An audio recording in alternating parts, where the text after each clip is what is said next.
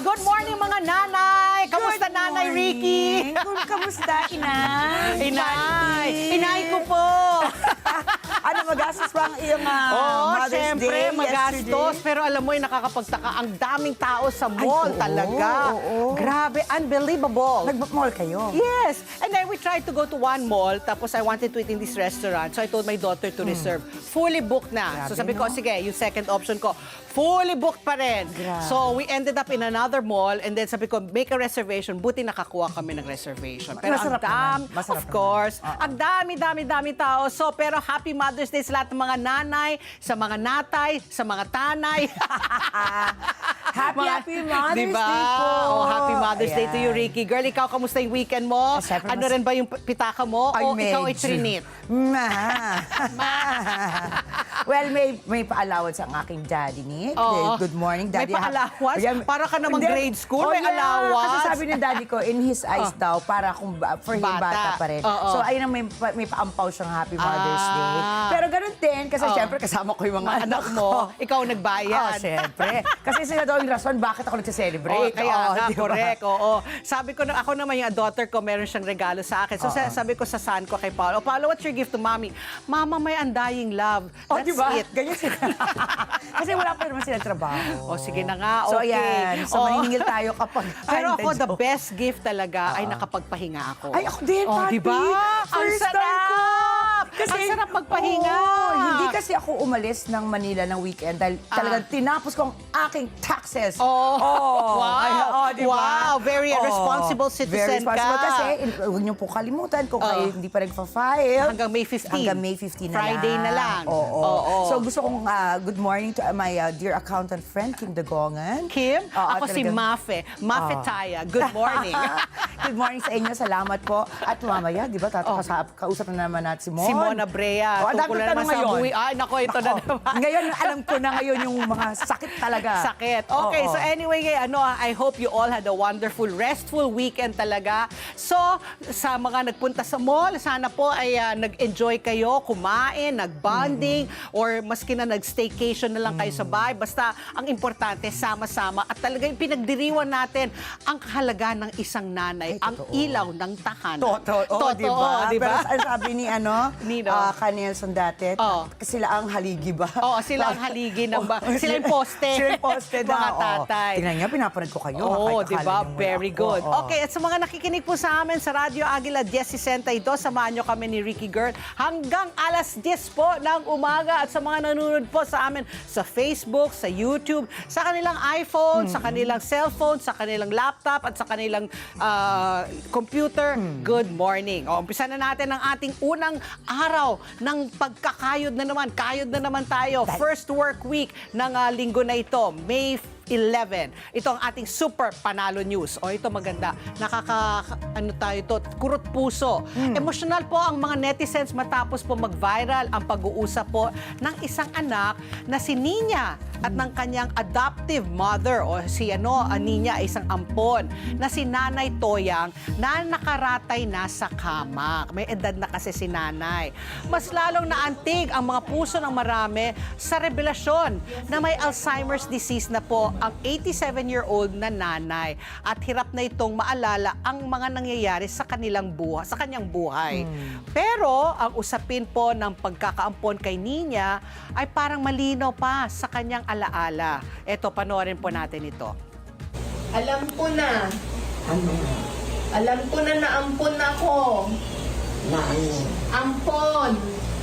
Ah, Alam ko na naampon ako.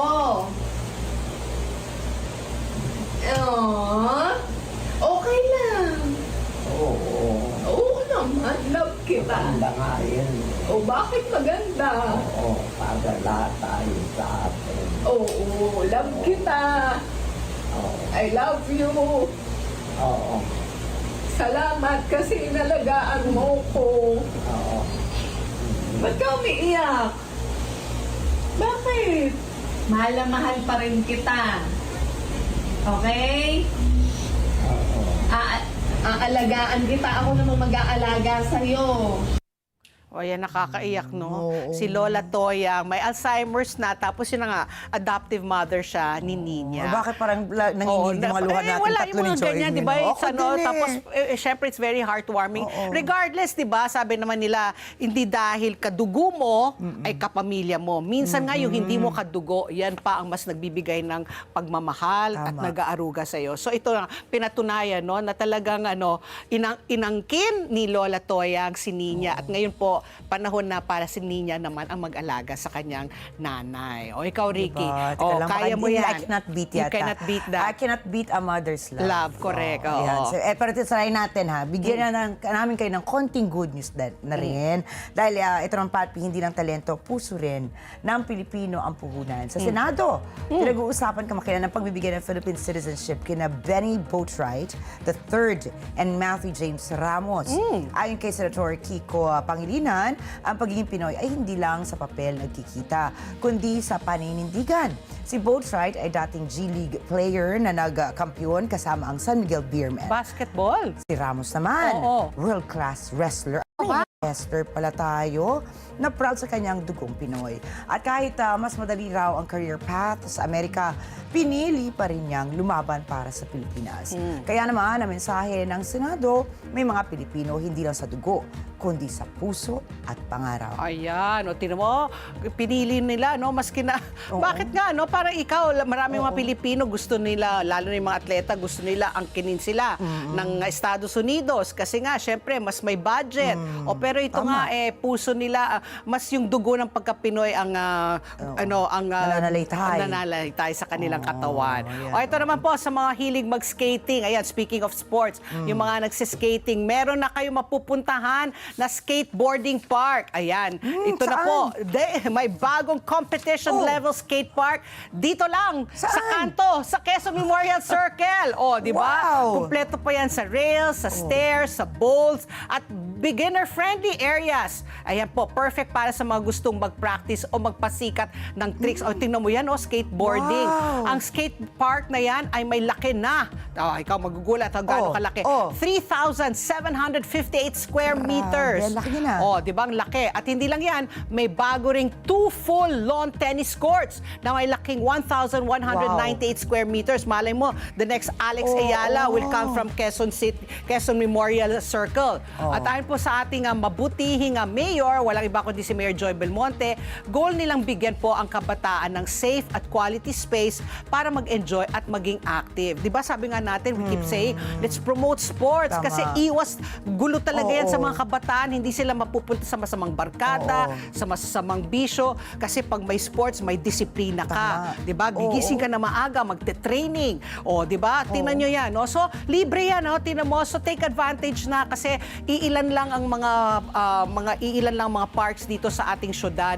Kaya yung mga ganyan, anuhin na natin, pagsamantalan na natin yan. Kaya pala nakikita ko rin, marami siguro skaters dito sa Quezon City. Yeah. You know why minsan, pag halimbawa natatraffic ako sa circle, Oo. merong bahagi ng Visayas Avenue na nakasara. Oo. Tapos andun yung mga bata lang. Ah. Pero at night, ito ngayon, safe na, Oo, at di ba? least sa loob ng park. Marunong ka ba mag-skateboard?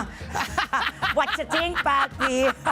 Me too. Pati roller skates, gumagano-ganon ako. Lagi ako Diba? nagtatapa, skateboard Diba? pa. Pero madali lang mag-ganyan-ganyan. Parang Basta hindi ko rin wag lang- kaya. hindi ko lang kaya yung mga tricks na ganyan, Oo. di ba? Yung aakyat ka yung mga ramp na ganon, Oo. tapos iikot ka, or yun na nga, yung... Grabe. Ay, anyway, okay. Pinaparid ko nga lang, feeling ko babalian na ako ng buto Oo, eh. dapat lalo na pag beginner ka, safe Oo. dapat, para safe ka. Oo. Maglagay ka ng knee pads, Tama. elbow pads, tsaka helmet. Yun ang pinaka-importante. Oh, di ba? Kasi one wrong move, naku, Oo. baka maparalyze ka habang buhay. So, pag kayo po ay beginners, mag-ingat po tayo. Yeah, very good advice. Okay. Mommy Pat. Yes. Ito naman, Mm. mahigit 160,000 flying foxes. Have you seen Flying one? fox. Ano bang fox sa Tagalog? Kaya, Flax? Meron ba? Meron ba? O, pero yan. ito. Ano po nyo, i-phone in nyo po ang fox sa Tagalog. Okay. Flying foxes ang naitala ng DNR Soc Sargent sa kagubatan naman ng Barisilan, Cotabato. Kasama rito ang critically endangered na golden crowned flying fox. Napansin din ng mga eksperto na mas mataas na raw lumipad ang mga paniki. Paniki. They're actually panikis. Ah, oo, Ayun. mukha lang silang Tinatawag fox. lang silang flying fox. Imagine mo yung fox, Oo, nilagyan ng pakpak. ng pakpak. Ayan, Kasi ayun yung mga na. itsura nila, di ba? Yung mga ano yung mga nguso. Ayun, tingnan mo. Ay! Oh, parang ang bango-bango dyan. Oh. Kaysa po sa dati, mas mataas na raw itong lumipad. Senyalis ito ng pagbabago sa kanyang behavior sa wild. Samantala sa juvenile Brahmini kite naman na ang nirescue sa Bataan matapos i-turn over ng LGU sa Department of Environment and Natural Resources. Good condition daw ang ibon. Ibon. Ah. At kasalukuyang nililihab bago pakawalan ulit sa wild. Sa assessment po ng Senro, nasa 3 months old na ang ibon at may bigat na 1.1 kilograms. Reminder po ng DENR, kapag may nakita kayong wildlife, huwag hulihin, huwag alagaan, at i-report para magawa sa kanila ang tamang pangangalaga. Ang cute. Ang cute. Ayan, ang cute. O, balikan ko lang yan mga flying fox paniki. na yan, paniki. Their waists can span as long as 1 meter daw. Kaya ang laki-laki, Sa they look like metro? Ay, giants. Oo. Pero parang matatakot ako dyan. Oo, pero sinabi, ang ibig sabihin niyan, very lush at very thriving yung gubat na yan. Kasi they only feast on fruits. Kasi it's a fruit bat. So ibig sabihin talaga marami pa silang nakakain dyan. Kaya marami ang umiikot-ikot dyan. So, Kaya good ibig sabihin, sign. good sign yan ng Oo. ating biodiversity. Tama ka, kasi Oo. meron kaming, may property dati kami dun sa dito lang Quezon City, Tandang Sora. Dati kasi ang Quezon City, Patpi. Gubat. Gubat. Oo, lalo na dyan. Puno, Dyan ano sa ba? may Tandang Sora. Doon nga. Correct. Ang galing mo, eksakto yan. Oo. So nakita ko nung bata ako, halimbawa Oo. bibisita kami, magpipiknik kami doon Oo. sa parang gubat, Gubat niya. niya. Actually, ang tawag sa kanya dati, gubat. Gubat, oo. Ang dami mga paniki paggabi. Correct. Pero oo. ngayon, wala na. Kasi Wala. sementado na Urbanized na lahat. talaga. Tama ka Correct. dyan. O, yan, kaya pag Tama may ka nakita- dyan. Tama ka dyan, Pati. Kaya pag may nakita kayo nga mga paniki na ganyan, huwag kayo matakot. Ano ibig Oo. sabihin? Maganda ang inyong Ibig sabihin, kapaligiran. alam mo kung saan ako nakakakita dati na maraming paniki hanggang ngayon? Sa Subic. Ayun na nga, sir. Diba? Sa Subic, Oo. diba? Ang dami talaga nila kung hindi mga paniki, mga unggoy. Unggoy Oo, nga. diba? Kasi grabe yung gubat-gubat Oo. dyan sa Subic. Ngayon parang wala na masyado. Wala na. I haven't been to Subic in a long time. So, dati nga, tuwan-tuwa pa ako sa Subic. Di ba makita mo sa kalsada, Oo, hindi ng dapat, di ba pagkain. sinasabi nila, huwag niyong pakainin. Huwag pakainin, kasi di nga, ba? lumalabas talaga sila Oo. kasi naghihintay talaga sila ng pagkain. So anyway, Ricky Girl, because you're the Samantala. weather girl, Yes. what's the status of our panahon? Ito na po, tuluyan na pong humina ang naging tropical depression na lamang ang bagyong Kaloy matapos pumasok sa Philippine Area of Responsibility. Ayon sa Pag-asa, huli itong namataan sa line 570 kilometers silangan ng Surigao City, Surigao del Norte, or that's 530 kilometers, silangan po yan ng Giwan sa Eastern Samar. May lakas ng hangin na umaabot sa 45 kilometers per hour malapit sa gitna. At pagbugos na Pagbuhos. aabot hanggang Pagbugso. na aabot hanggang sa 55 kilometers per hour. Kumikilos ito pa west-northwestward sa bilis na 15 kilometers per hour. At ayon po sa Pag-asa, hindi inaasahang magla-landfall si Kaloy. Ngunit ang trough o yung buntot po ng bagyo ay magdudulot ng pag-ulan at pagkulog sa Eastern Samar at Dinagat Island. Sa habang ang easterlies ay magdadala ng isolated rain showers or thunderstorms sa Metro Manila at sa natitirang bahagi ng ating bansa. Ang maximum temperature ngayon ay aabot po sa 34.8 degrees Celsius na mararanasan mamayang alas 2 ng hapon. Asahan ng sunset mamayang 6:50 ng gabi. Samantala po, ang ilang lugar na makararanas ng danger level heat index, ito na po, naku Patpi, nung weekend kung lumabas ka, ang Metro Manila mismo, nasa danger level heat index. Pero ngayong araw, may 11 po. 44 degrees Celsius ang mararanasan po sa Dagupan City sa Pangasinan. Apari, Cagayan, Kasiguran, Aurora, San Jose, Occidental, Mindoro at sa Dumangas, Iloilo. Samantala, 43 degrees Celsius naman sa Lawag City sa Ilocos Norte, sa Batac, Ilocos Norte, Bacnotan, La Union, Tuguegarao City, Cagayan, Etchaga, Isabela at sa Baler sa May Aurora. Gayon din sa Iba, Zambales, Puerto Princesa City sa Palawan, Masbate City, Masbate, Aborlan, Palawan, Cuyo, Palawan, Rojas City, Capiz at sa Borongan sa Eastern Samar. Mamaya naman po, makakaranas ng 42 degrees Celsius sa Naiya sa May Pasay City, Sinait, yan na nga. Ilocos Sur, Muñoz, Nueva Ecija, San Ildefonso, Bulacan at sa Sangley Point sa May Cavite. Gayon din po, 42 degrees Celsius pa rin sa Infante Quezon, Mulanay, Quezon, Daet, Camarines Norte, Camarines Sur, ang Iloilo City po mismo sa May Iloilo. At ayan na po, ang paalala po, ang heat index ay nagpapakita kung gaano kainit ang nararamdaman ng katawan ng tao sa pamamagitan ng pagsasama ng temperatura ng hangin at relative humidity o halumigmig. Kapa ay my favorite word, halumigmig. Kapag mataas po ang halumigmig, bumabagal ang pagsingaw ng pawis, kaya mas nahihirapan ang katawan na palamigin ang sarili nito. Paalala, lagi uminom ng tubig at magdala ng parangga laban sa araw. Ay, si Mishka. Oh, At saka si anak Chrissy, mo. may gift Oh. pala sa akin. Ano? Stanley Cup. Sabi, Mom, please Parang uminom don't ka ng forget to tubig. drink water. Oo. Sabi ko na lang, thank you and wish me luck. Oh my gosh, talaga. Ang sarap-sarap kaya ng tubig na malamig pag mainit. Oh. Anyway, ito magandang balita, pero mekus-mekus pa rin. Ako, masamang balita para sa mga gumagamit ng gasolina dahil po, asahan nyo, bukas po, tataas po ang presyo ng gasolina. Habang ang diesel at kerosene, aba, medyo big time po ang rollback. Ito po ang estimate po ng galawan ng presyo ng produkto petrolyo bukas. Ang diesel po, bababa ng 8 pesos to 9 pesos kada litro. Aba, magandang balita yan. At ang kerosene, mas malaki, 11 pesos to 12 pesos daw kada litro ang ibababa. Habang ang gasolina, big time rin ang kanilang price hike. 4 pesos to 5 pesos kada litro ang asahan ninyong pagtaas po ng gasolina. So, ayon po kay Rino Abad, ang director po ng Oil Industry Management Bureau ng DOE, unti-unti na daw bumabalik ang presyo ng langis sa normal na nakabatay po sa galaw ng merkado. Matapos maapektuhan ang tensyon sa gitnang silangan na nagsimula noong February 28 pa.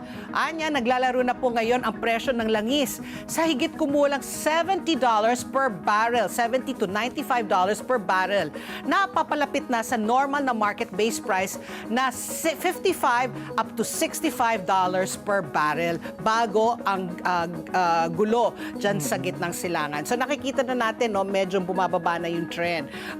At hopefully, tuloy-tuloy na dahil mukha naman nagkakaayusan na si paring Donald Trump at saka ang Iran, di ba? Oo. Sinabi na lang rin ni State Secretary Marco Rubio na tapos na daw ang kalang opensiba sa Iran. So sana nga Tuloy-tuloy na. At ang magandang balita rin, nakisabay na rin si Putin. Sabi niya talaga? mukhang magtatapos na rin ang gera ng Russia at Ukraine. Ayun, nako. Parang after 4 years. Kasi ito naman yung Iran versus Iran versus Iran, US versus Iran, mabot ng 8 linggo. Grabe. Ito 4 na taon. So sabi ko nga, world peace naman sana. nga, no? Sana world Sana peace wala po. nang ibang lumabas na naman after niya. Parang Correct. kada buwan na lang may blockbuster hit ang mundo. Okay, and because it's Monday, Yes. nako, it's a Madness Monday. Ayan, 3 issues pa rin po ang aming tatalakay ngayong Lunes. Ano ang ating first issue, Ricky Girl? Mahilig ka ba sa itlog? Hay, nako, that's my son's favorite. Ako, I like eggs also.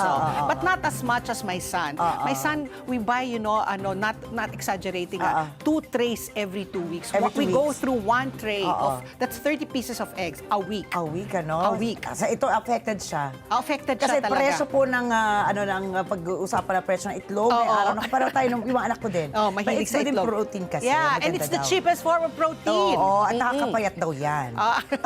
I don't know about that. My son is not payat. Baka naman kasi may sandwich yung kanya. Walang sandwich kanin, nakatapat nun. Yung pala eh. Ito. Okay. Kasalukuyang hamon po sa poultry industry, lumobo pala ang supply ng itlog at manok sa bansa at nauwi sa hakbang na kapag Kaling, kapag nagpamatay na, masolusyonan ang epekto ng oversupply. Kaya Pero ano nga pinapatay. ba ang dahilan kung bakit umabot dito at kamusta na ang lagay ng ating mga poultry farms? Alamin po natin ang sagot dyan mula sa chairperson ng Philippine Egg Board and United Broilers Association of PEBA na si Gregorio Santiago. Ayan, si Ka Jojit, lagi natin nakakausap. Suki natin yan, basta usapin nga itlog at saka manok. Oo, si Ka Jojit. Tatayan ng friend ko, ni G3. Di ba? Ayan. Okay, issue number 2 naman po natin, isinagawa mula May 8 hanggang 9 ang 2 araw po ng ASEAN Summit over the last weekend, no? Sa Cebu. Ayan, 2 araw po ng ASEAN Summit and related meetings sa Cebu. At pinangunahan, syempre, ng ating Pangulo. Walang iba kundi si Bongbong Marcos Jr. At marami po silang tinalakay kung saan ang Pilipinas ang chairman po ng summit ngayong taon. Sumentro po ang mga pulong sa pagpapalakas ng seguridad sa enerhiya at pagkain, energy and food security. Gayon din po sa negosasyon sa China tungkol po sa Code of Conduct at iba pa. So talakayin natin po ang naging resulta ng pinag-usapan dyan po sa ASEAN Summit. Kasama natin mamaya po ang ating suki rin, si Professor Lucio Pitlo III, ang ating geopolitical analyst. Imagine tayo ang nag-chair at tayo rin ang naging mediator, di ba, ng Thailand at saka ng Cambodia. pinag-usap ni Diba? PBBM. O, tingnan mo, baka pwede magkaroon rin ng World Peace, Nobel Peace Prize si PBBM. Pwede natin siyang I-nominate. i-nominate. Correct. Oo. Di ba sabi nga ni Trump, kaya lang naman daw siya hindi umabot dati dahil late yung nomination Late sa yung kanya. nomination. O, sige. Ayan, congrats na in advance. Diba kahit paano, di ba, nairaos po ng Pilipinas Correct. mag-host. Oo. Hindi madali mag-host. Hindi ba? At saka and to think Oo. na budget kasi di ba biglang nagkaroon ng gulo sa World, oo. Middle East so parang slinash yung mga budget. Diba? Pero Diyan mas makikita yung resiliency Correct. at resourcefulness natin mga Pinoy. Ito, favorite mo to. Issue number 3, syempre usapin pera. Oo, chiching, Ayan. chiching. Oo. Para naman po sa ating Monday Money Matters. Habang pataas po ng pataas ang presyo ng mga bilihin, marami nagtatanong, pwede rin bang tumaas ang sweldo? Ay, sana. Wishful thinking. Oo. Pero kasabay po ito, sa usapan din ang panawagan suspendihin ang excise tax. Pero saan nga ba napupunta ang buwis natin at bakit mahalaga ito sa ating ekonomiya? Para mas maliwanagan tayo sa usaping ito, makakasama natin si Raymond Mon Abrea, tax policy expert and founder-in-chief ng tax advisor ng Asian Consulting Group. Ayan, so usaping pera tayo, usaping tax. Kasi tatlong mga sikat na sikat na Oo. tax, di ba? Siyempre, yun yung VAT, yung 12% VAT. Napakalaking Di ba? VAT. Complete chain Grabe. talaga. Pagkabili mo pa lang ng produkto, Oo. lahat yan mayroong tax, 12% tax. Tapos income tax, pag ikaw ay Oo. kumikita, siyempre may income tax ka. Tapos yung excise tax. So, hihingi tayo ng paliwanag kay Ginoong Mon Abrea. Ano ba yung mga difference nitong tatlong sikat na tax na ito? Pwede ba silang malaos? Di ba? Pwede ba silang magsama-sama lang tapos i-slash sila? Oo, Di pwede ba? ba silang malaos? Gumuho Pwede na lang ba? sila Oo. sa walang may kakilala sa Di ba? kanila. Pwede ba? Masyado silang sikat nakakainis di ba? So pag-usapan natin po yan, yung mga gusto pong mas maintindihan kung ano ba, anong importansya ng tax? Ano ang difference ng itong tatlong taxes na ito? At paano yan nakakabuti ba para sa atin yan? O mas lumalala ang problema natin? Daming-daming tax. Daming tax. Okay, yan po pag-uusapan natin mamaya po. Pero magbabalik pa po ang ASPN. Ano sa palagay nyo? Ang sigaw ng Pinoy Nation. Information and education. Ating salubin, ipakita natin. SPN. Alas 8:31 na po ng umaga. At syempre, alam nyo ba na sa dami ng oras natin sa gadgets at computers, mas napapagod ang ating mga mata. Buti na lang, may iBerry na tumutulong mag-protect laban sa eye strain and oxidative stress. Kaya kung gusto mong maalagaan ang iyong paningin, mag-iBerry na araw-araw. Oras muli, alas 8:32 na po ng umaga. Silipin na natin po ang sinundang pangunahing news ngayong araw ng Lunes, May 11 na po, 2026. Inaasahang boboto ngayong araw ang mga miyembro ng Kamara de Representantes sa hakbang para ma-impeach po si Vice President Sara Duterte. Ito ang ikalawang beses na mangyayari ito para sa ikalawang pinakamataas na opisyal ng Pilipinas. Nauna pong inihayag ng ilang mambabatas na madaling makakuha ng minimum requirement na 106 or 106 na boto para may padala ang Articles of Impeachment sa Senado para sa paglilitis. Gagawin ang botohan sa plenaryo sa pamamagitan ng nominal voting. Papayagan din po ang bawat miyembro ng Kamara na ipinaliwanag ang kanilang boto. Tatalakayin sa plenaryo ang ulat at resolusyong inaprubahan ng House Justice Committee matapos ang ilang linggong pagdinig sa mga aligasyong may kinalaman sa kabuang 612.5 million pesos na confidential funds, 6.77 billion pesos na hindi may paliwanag na yaman, bribery o panunuhol at ang pagbabanta laban sa mga matataas na opisyal ng bansa. Nauna nang bumoto ang komite 53-0 para sabihin may probable cause para impeach si Vice President Sara, habang bumoto naman sila 55-0 para aprubahan ang committee report at resolusyon na nagbibigay daan para matalakay ang Articles of Impeachment sa plenaryo. Ayon po kay Committee Chairperson Jervy Luistro, asahan na ang mainit na debate. Binigyan diin ni Luistro na handang komite na sagutin ang mga tanong ng mga miyembro ng Kamara. Nakasaad sa ilalim po ng 1987 Constitution na kailangan ng boto ng hindi bababa sa 1/3 ng lahat ng miyembro ng Kamara o 106 mula sa 380 na mga miyembro nito para maaprubahan ang Articles of Impeachment at maipasa agad sa Senado para sa paglilitis kung saan tatayo ang mga senador bilang senator judges. Nakatuon ang unang article sa sinasabing mali at irregular na paggamit ng confidential funds ng Office of the Vice President at Department of Education. Nakatutok naman ang pangalawang article sa mga aligasyon ng hindi may paliwanag na yaman, unexplained wealth at mga hindi pagkakatugma sa statements of assets, liabilities at net worth at mga bank transaction na minarkahan ng Anti-Money Laundering Council ni Vice President Sara. Nakatuon naman ang ikatlo sa mga aligasyon ng panunuhol kaugnayan ng mga cash envelope na ipinamahagi umano sa mga opisyal ng DepEd noong panahon ni Vice President Sara bilang Education Secretary. Nakatutok naman ang ika-4 na article sa mga pahayag ni Vice President Sara noong November 2024 na may kinuusap umano siyang papatay kay Pangulong Ferdinand Marcos Jr., First Lady Lisa Marcos at nooy Speaker of the House Martin Romualdez kung sakaling may mangyari sa kanya. Samantala, sinabi po ng Partidong Demokratiko Pilipino o PDP Laban na hindi nito susuportahan o papayagan tumakbo sa ilalim ng kanilang political banner ang mga politikong boboto para ma-impeach si VP Sara. Ayon po sa partido, blacklisted na sa kanila ang mga ito. Ipinaliwanag ng PDP Laban na hindi ito pagbabanta kundi pagpapatupad lamang ng political accountability para sa tinawag nitong politically driven impeachment. Nitong nakarang Abril lamang ay tinalagang PDP Laban President ang kapatid ni Vice President Sara Duterte na si Davao City Mayor Baste Duterte. Kahapon, ilunsad ni Mayor Baste sa Cebu ang Reform for Alliance for Accountability, Good Governance and Ethics Coalition o ang RAGE Coalition na kanyang pinamumunuan. Ayon po sa mga organizer nito, binubuo ang alyansa ng 111 grupo mula sa Visayas, kasama po ang ilang national political organization tulad po ng Partidong Demokratikong Pilipino, Partido Reforma at Reform PH. So abangan natin, no, mamaya magkakaroon na ng plenaryo kung bobotohan na nila kung ito pa ay aakyat sa Senado. At kung sakaling makakuha nga sila ng more than 108 or at the very least nga 106, ayun na, pagdating sa Senado, sabi ni Tito Sen, handa naman daw silang ipaglitis agad-agad. Baka Wednesday daw, according to Senator Win Gatchalian.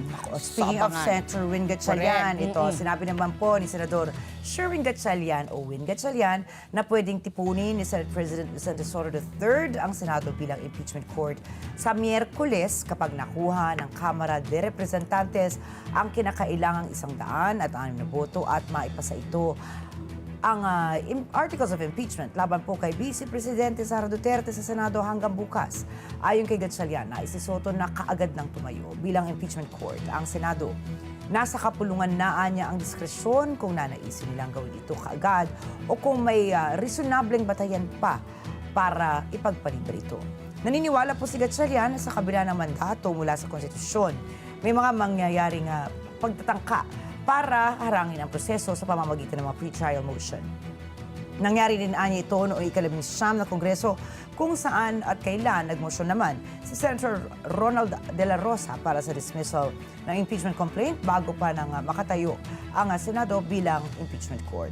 Samantala po, sinabi ni Soto na ipinapasa Diyos na niya ang kanyang kapalaran sa politika. Sinabi niya ito sa harap ng pagtatangka umano na minorya ng Senado na makakuha ng 13 boto para mapatanggal siya bilang Senate President bago pa magsimula ang impeachment trial ni VP Sara. Umugong ang usap-usapan tungkol sa pagpapatanggal umano kay Soto habang pinaghahandaan naman ng Kamara ang pagboto nito sa Articles of Impeachment laban kay VP Sara. Hinihikait umano ng minorya sa Senado sa pangunguna ni Minority Leader Senator Alan Peter Cayetano ang hindi bababa sa dalawang senador na tumawid ng panig. Pero sakaling makuha man ni Cayetano ang dalawa, 11 senador pa rin sila at kakailanganin pa nila ng dalawa. Kasalukuyan binubuo ng 9 na senador ang minorya. Ito po ay sila Cayetano, ang mga Deputy Minority Leaders na sina Joel Villanueva at Rodante Marcolet. Rin umano na minorya ang magkapatid na Mark at Camille Villar. Ako, yan ang ano natin, no? Yan ang aabangan natin. Pag umabot na nga sa Senado kung paano boboto ang Senado kasi they need naman 2/3. Oo. 'Di ba? 2/3. So kailangan nila 24, they need 16 Oo. para ma-impeach si VP Sara. Sabi nga nila yung minorya nga na ngayon mahina dahil nga ilan lang sila, Siyam. O tapos nawawala nga si Senator Bato. Oo. Tapos ewan ko kung anong mangyayari kay Senator Bato at tapos kung matutuluyan na nga ikasuhan si former Senate President Cheese, tapos si Joel Villanueva, pa. tsaka si Jinggoy. Pati mga Villar, di ba? Oo, Meron mga din Villar may kinakaharap kaso. din. Kaya nga. Ay, nililigawan nila. Ah. Talagang it's reshaping kung ano yung magiging politika sa 2028. At the end of the day, yung kanilang their own political agenda. Pero they might also succumb to political pressure. Kasi nga, Okay. kung mainit talaga ang public sentiment, Yun na, they will have oo. to go with public opinion. Diba, lalo na yung mga re-electionist. Correct, Kaya lagi correct. natin sinasabi, mas maging wise tayo sa pagboto sa 2028. 28, correct. Ang oras, alas 8:40 na po ng umaga at magbabalik pa po ang ASPN. Ano sa palagay nyo? Ang sigaw ng Pinoy Nation. SPN. Oras! Alas 8:42 na po ng umaga. Scents by Savalgar, the scent of royalty, has 35% oil concentration of fragrance, long-lasting for men and women.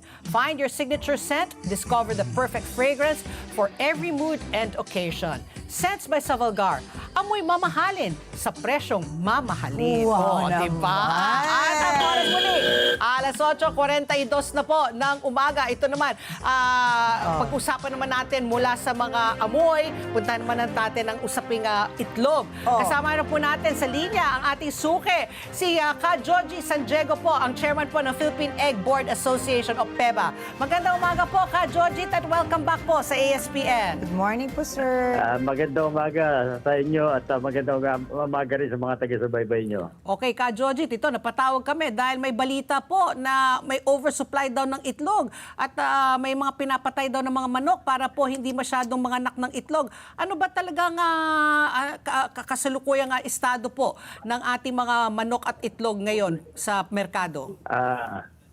Actually, sabi mo nga, Happy Mother's Day kahapon.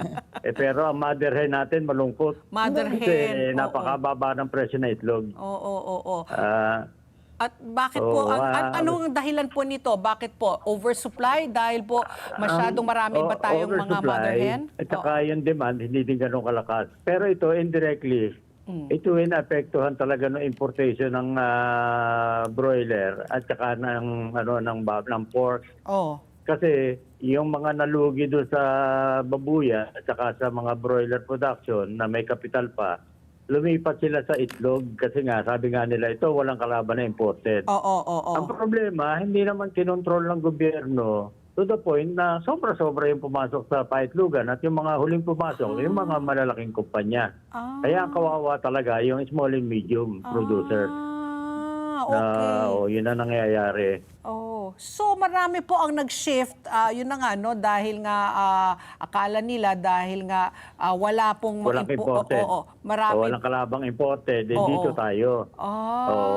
So, Totoo naman yun. Kaya nga lang, sobra-sobrang pumasok na saturate yung market. Pero anong dahilan, sabi nyo rin po, no, na sa oversupply at hindi malakas rin po ang bentahan. Sa tingin nyo po, bakit po? Napakamura po ng itlog.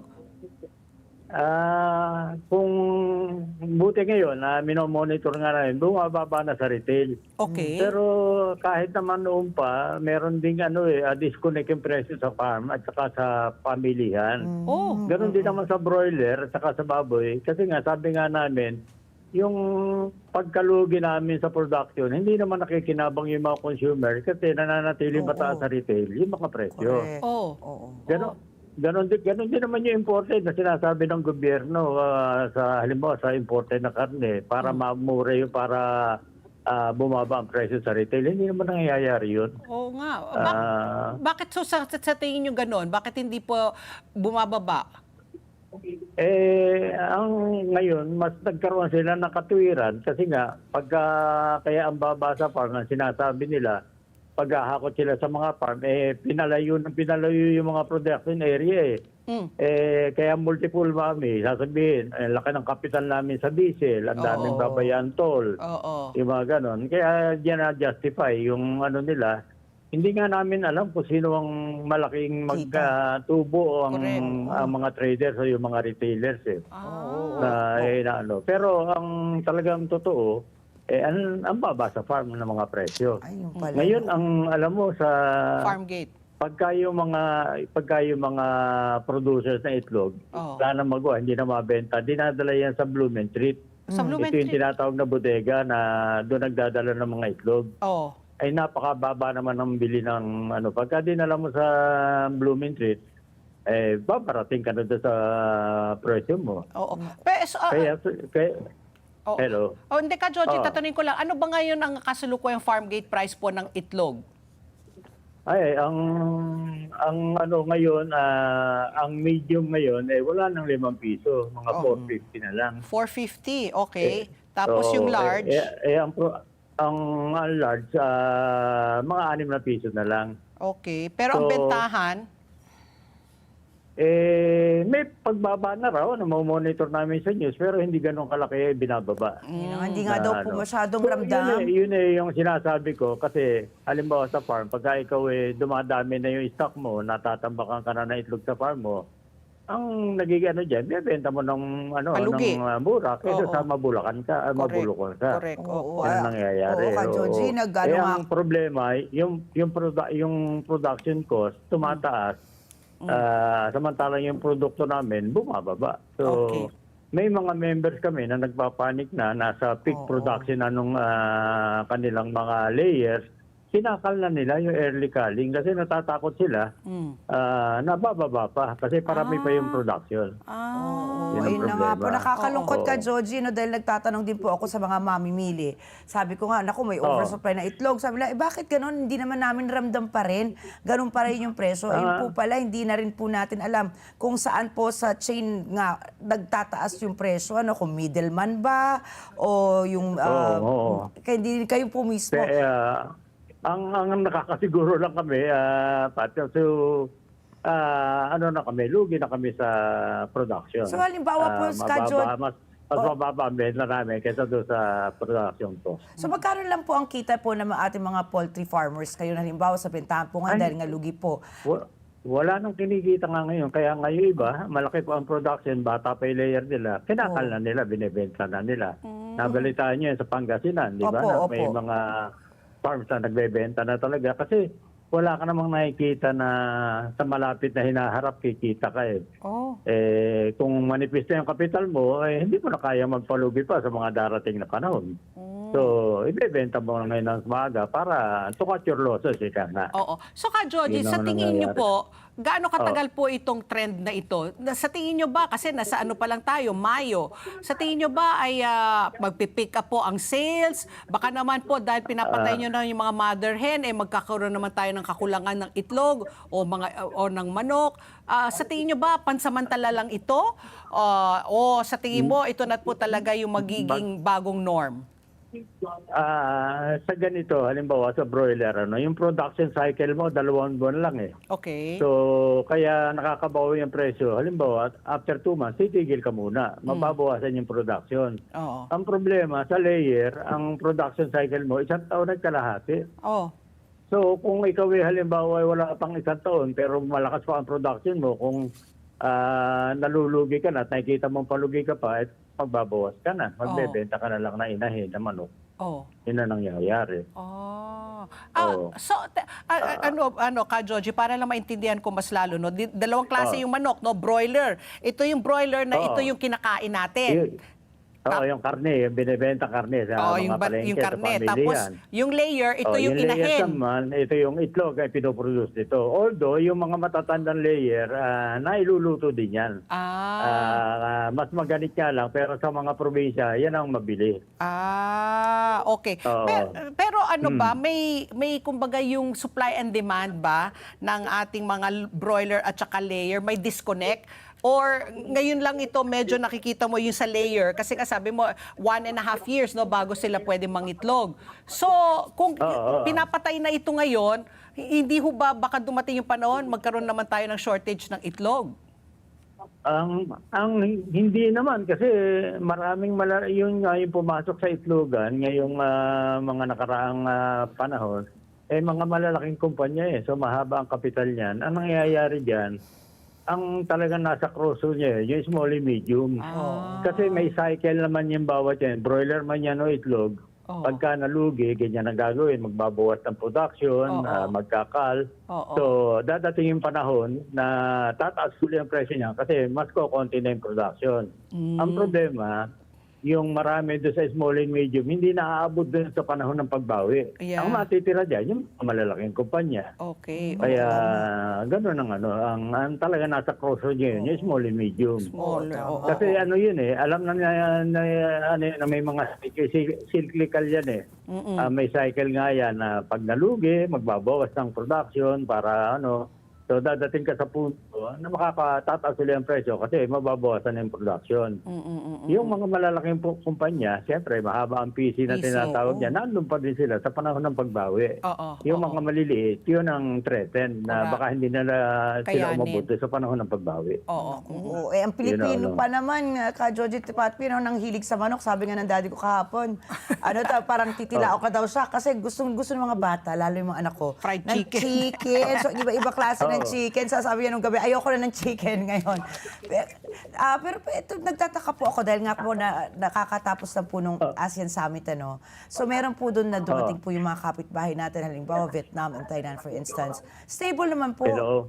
Sir Georgie? Opo, stable naman po yung presyo ng kanilang... Medyo maingay kasi dito, nasa meeting ako ngayon Akala ko may tumitilaok ng mga manok. Sige, lakasan mo, Okay, Georgie, kakatapos lang po ng ASEAN Summit. Yung mga kapitbahay naman po natin doon, particularly po yung Vietnam at Thailand, stable naman po yung presyuhan nila lagi sa itlog at manok. Ano po bang government intervention yung ginagawa po doon na pwede po natin gayahin din dito sa Pilipinas? Halimbawa, kailangan po na po ba nating mag-intervene po ang gobyerno natin with institutional buying, for instance? Mga insentibo po. Kasi kahit naman, lalo na ngayon, pinakamurang source ng protein talaga yung itlog. Ang problema lang natin na siyempre kultura dito sa Pilipinas, pagka sinabi mong itlog, parang nangangalugan lang yan, sa breakfast lang yan, di ba? Pero doon sa mga karatig bansa natin, throughout the day, may mga putahe sila na itlog. Ganun. Siguro dapat maano din yung At saka, maging stricto din kasi napapansin ko, nanonood naman palagi ako ng news sa TV. Pagka nakita mo, halimbawa sa mga tindahan, nakalagay lang presyo, hindi nakalagay yung size. Size. May pagka hindi ka sanay bumili ng itlog, pwede kang halimbawa, maloko na yung size na binabayaran mo, hindi pala yung actual size. Kasi tinitimbang naman namin lahat yan sa aming mga farm Kaya iba-iba dapat ang presyo niyan. Yun dapat para makatulong din tayo sa mamimili natin. At ang makita nila yung value ng itlog na binibili nila. Again, Sir Georgie, so ano po ngayon yung pwede na gawin na intervention po ng gobyerno? Meron po bang maitutulong na hakbang ang ating pamahalaan dahil nga po sa kakulangan po ng itlog at manok? Sa oversupply, ng itlog at manok? Ang problema niyan, medyo magulo ang bansa natin ngayon Hindi kayo napapansin. Napakaraming concern ng bansa natin, damay-damay. Una sa lahat, talagang yung demand medyo mababa kasi nga hirap na rin ang tao sa taas ng mga bilihin sa araw-araw na para maidaos yung kanilang pagkain. So yung mga yung ganyan, yun na nararamdaman din namin yan, mapaitlog man yan. So, karne ng manok, nakikita namin yung medyo matumal talaga ngayon dahil nagtitipid yung mga kababayan natin. Pero ka, Georgie, ito yung balikan ko lang yung unang sinabi mo, na hindi mo na nga alam kung saan yung problema. So, kung nasa producer or yun na nga, yung mga nagbebenta na, or yung mga traders in between. Pero ang alam ko po, dahil nga dito po sa krisis, dahil dulot nga ng gitnang silangan, yung mga agricultural products exempted po sa toll, di ba ho ba? Tapos may mga win-wave na fees, hindi ho ba ito nakatulong para po at least, di ba, mababa maski na papaano yung presyo po? Makakatulong yan. Magtitiga ka lang kasi mahirap ma-satisfy requirement para makuha mo yan.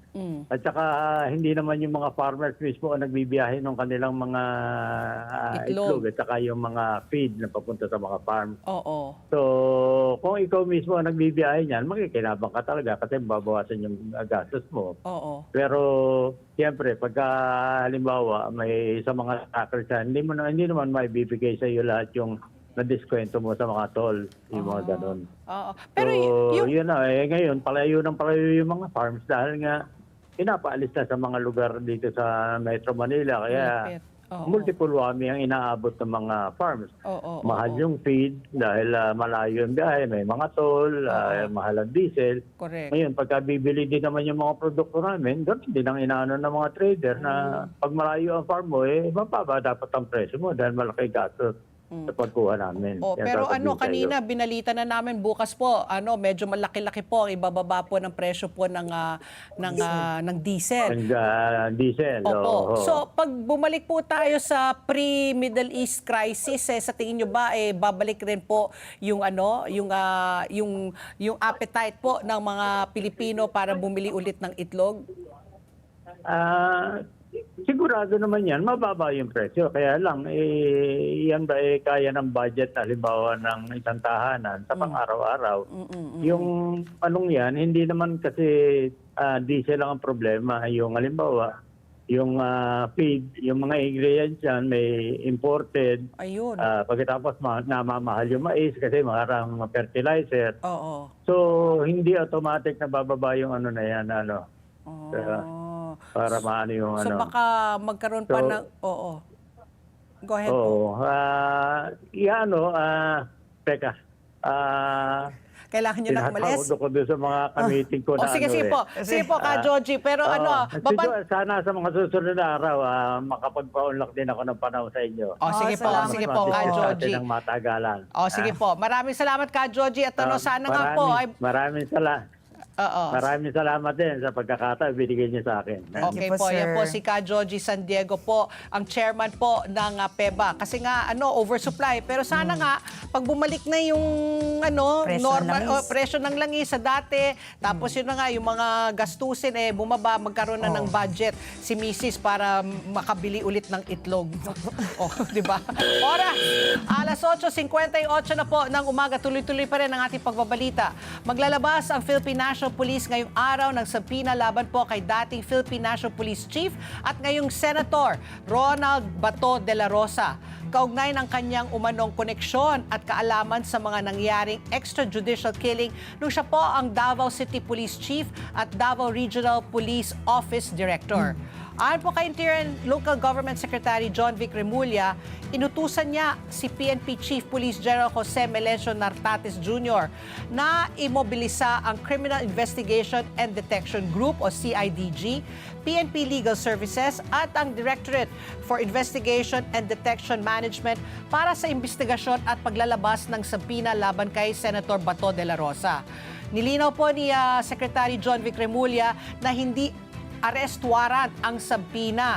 Ayon po sa kalihim, nasa Pilipinas pa rin si Senator Bato, particular po sa Davao Region.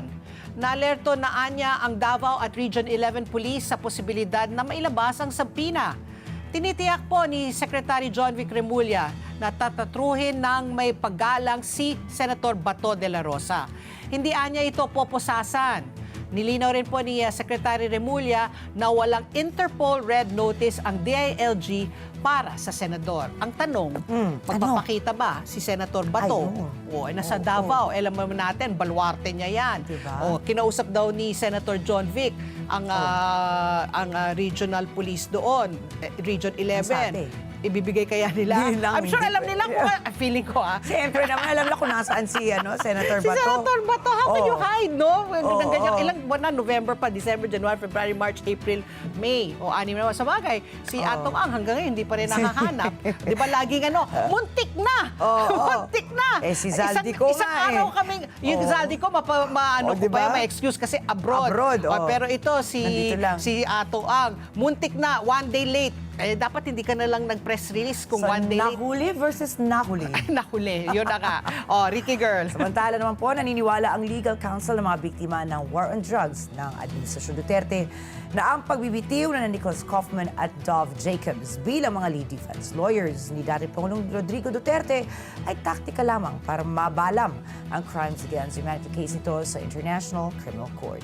Kumpiyansa po si Assistant Counsel ng mga biktima na si Maria Cristina Conti na hindi hihina ang kaso labang kay Duterte dahil sa pag-atras ng dalawa sa mga abogado nito. Hindi naman anya magbabago ang mga ebidensya. Nauna nang kinumpirma ng ICC ang 3 counts of crimes against humanity laban kay Duterte kaugnay ng kanyang anti-drug campaign mula 2011 hanggang 2019 noong siya pa ang mayor ng Davao City at noong naging pangulo siya ng bansa. Iginiit ng prosekusyon na nagsagawa si Duterte at ang kanyang mga co-perpetrator ng isang common plan para ma-neutralize sa mga hinihinalang kriminal at mga drug personalities sa pamamagitan ng sistematikong pagpatay. Sakop ng confirmation of charges ang 78 sinasabing pagpatay, kabilang ang pagpatay sa 6 na menor de edad. Nagpasya ang mga ICC judges na may substantial grounds para paniwalaang kumilos si Duterte bilang indirect co-perpetrator ng mga naturang krimen.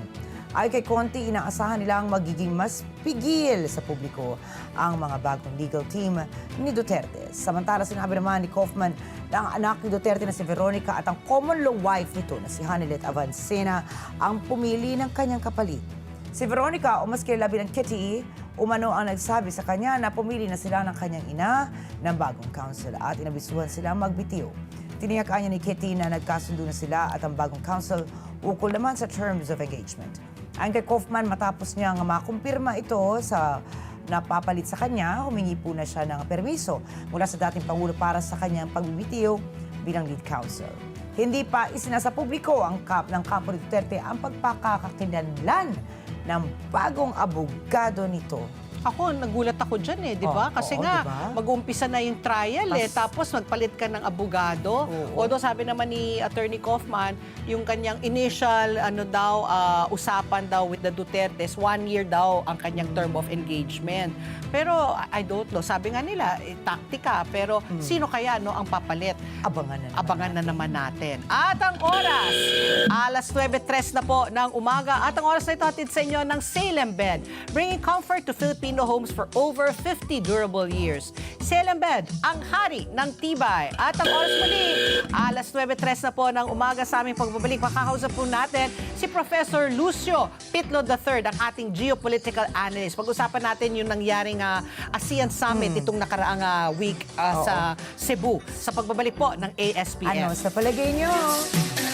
Ang sigaw ng Pinoy Nation. Information and education. ASPN. Oras! Alas 9:05 na po ng umaga. A season of sharing and connection. Ka-Flash, this month, let's celebrate the simple joy of sending packages wherever you may be in the Philippines. From heartfelt parcels to important deliveries for loved ones, Flash Express is here to support every shipment. Enjoy shipping that's easier and more affordable with Flash Express.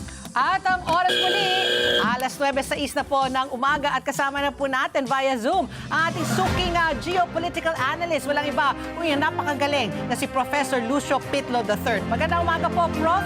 And welcome back po sa ASPN. Good morning, sir. Magandang umaga po, Ma'am Pat at Ma'am Ricky. Magandang umaga po sa lahat ng tagapakinig ng inyong palatuntunan. Ayan, okay, Professor. Kami po ay hihingi po sa inyo ng update, no? Kasi last week lang po ay na-conclude na rin yung ASEAN Summit kung saan po ang Pilipinas po ang naging host country. Tayo po ang nag-sponsor. Let's pick your brains, no? Ano yung mga key takeaways po na nangyari po dyan po sa Cebu, dun po sa ASEAN Summit? Masasabi ho ba natin tagumpay? Tapos yung mga dapat ba natin pag-usapan, may nagkaroon na ba ng linaw? Ano pwede nating asahan po? Your thoughts po?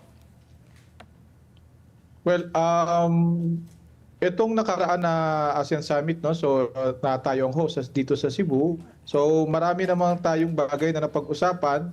Actually, mahaba yung chairman statement, no, na ni-release, no, after ng meeting. So siguro pangunahin na yung pagreforma ng charter ng ASEAN, no? Kasi nga itong inclusion ng Timor-Leste, so mula sa 10 ngayon ay 11 na ang miyembro ng ASEAN. Yes. At yun nga, ini-encourage ng ASEAN yung meaningful na participation ng Timor-Leste dito sa organisasyon. So malaking bagay yun, no? At same time, siyempre, meron ding nag-reach out din yung ASEAN doon sa ibang organizations, no? Na-mention doon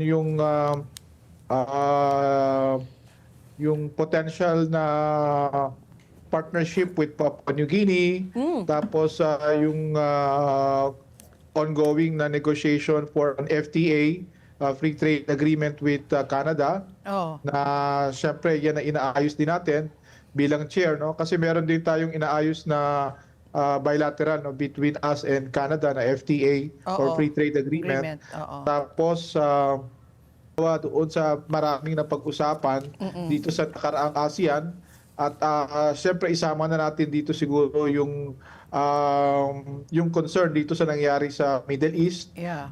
So reiterate din ng ASEAN yung kanilang statement na nilabas previously na yung parang unified response, no, in relation to the Middle East crisis. So yung pagprotekta doon sa safety and plight ng ating mga migrant workers, no, actually hindi lang tayo, meron din tayong mga kapitbahay gaya ng Indonesia Yeah. na may malaking overseas community dyan sa gitnang silangan na apektado na crisis na to. At syempre pag-response natin in terms of yung energy at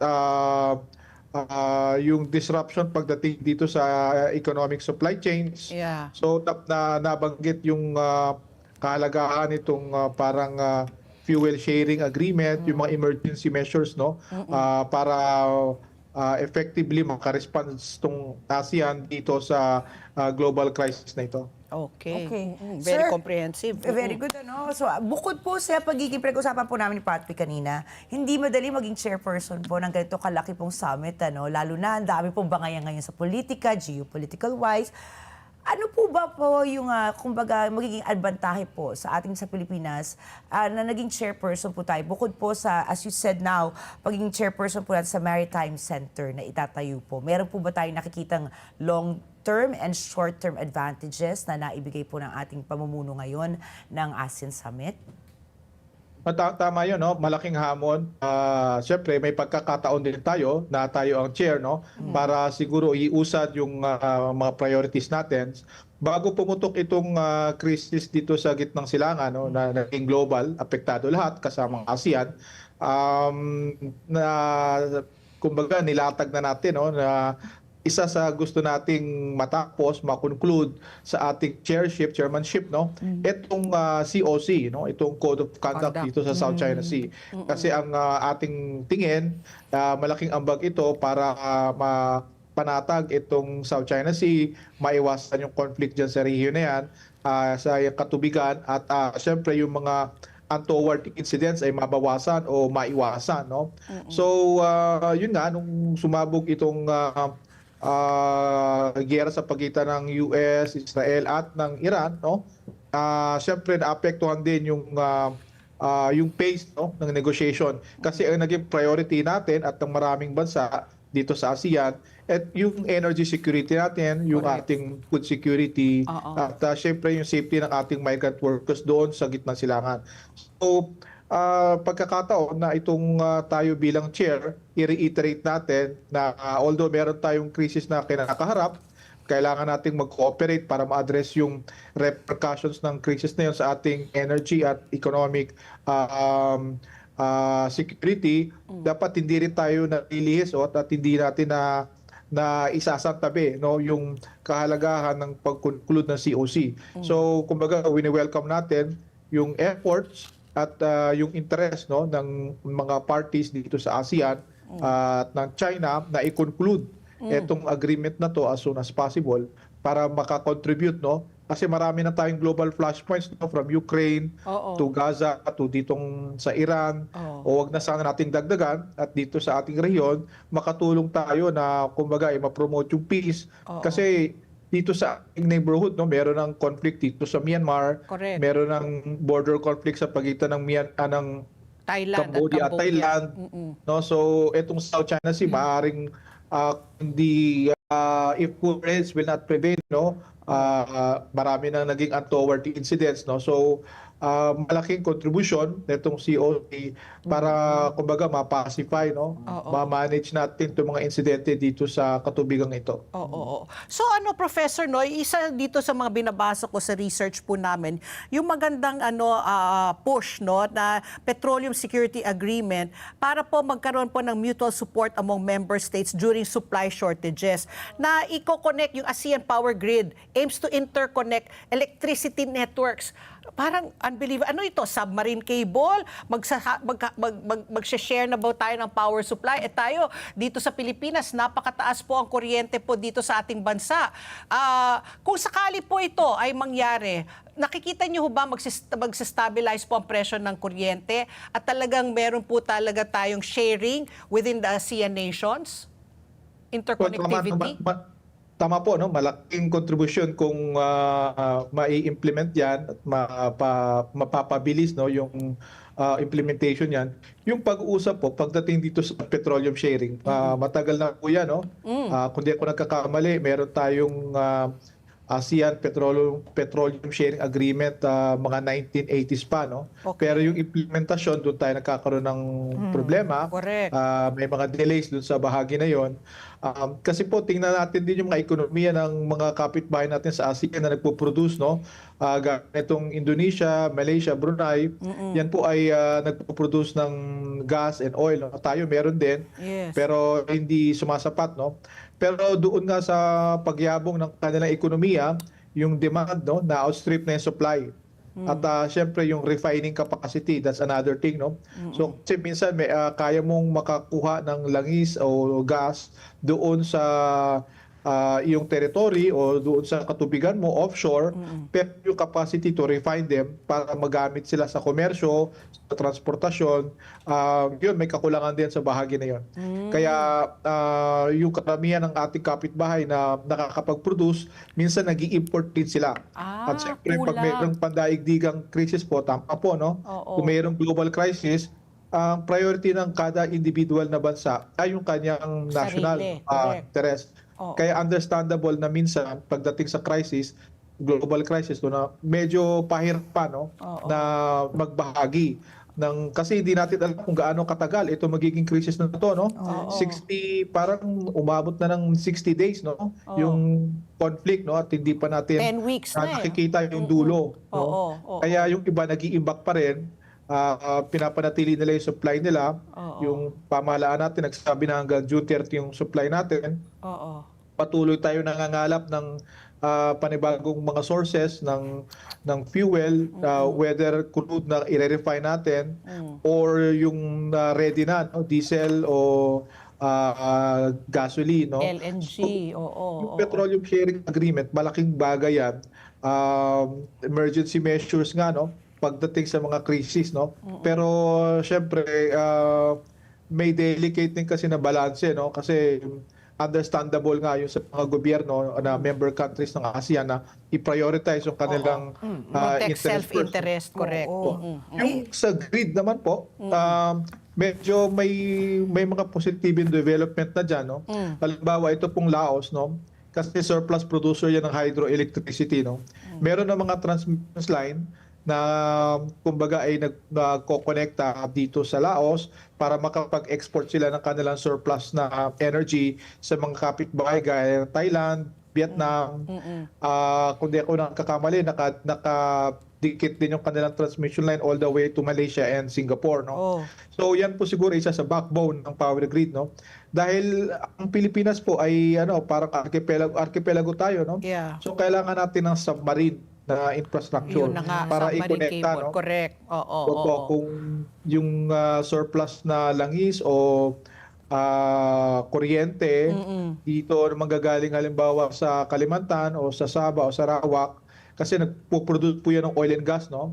At marami din silang hydroelectricity supply dyan na kokonekta sa atin para kung meron po silang surplus at malaki ang demand sa bahagi natin, pwede po sila mag-dispatch, no? So yun po yung idea sana doon.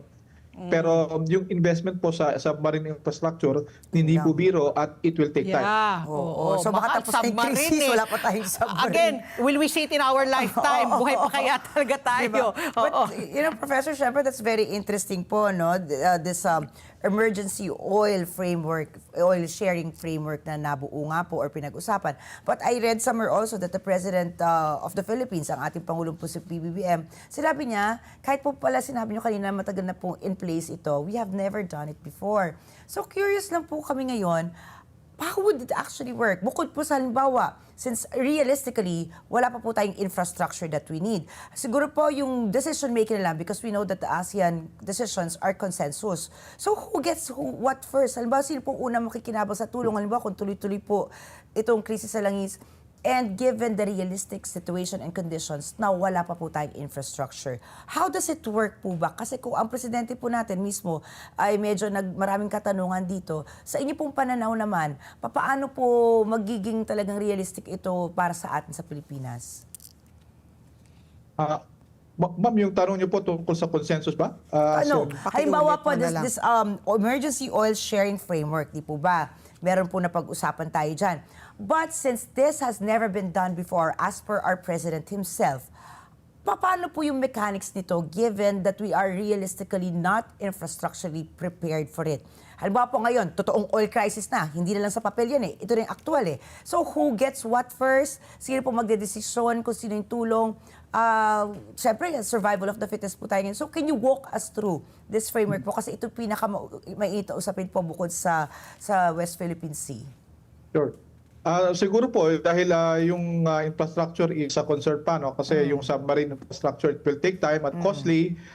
Dahil nga emergency itong situation, siguro yung seaborne dispatch, no? Meaning yung shipborne, kung may surplus, itong mga kapitbahay natin gaya ng Indonesia, Malaysia o Brunei, no?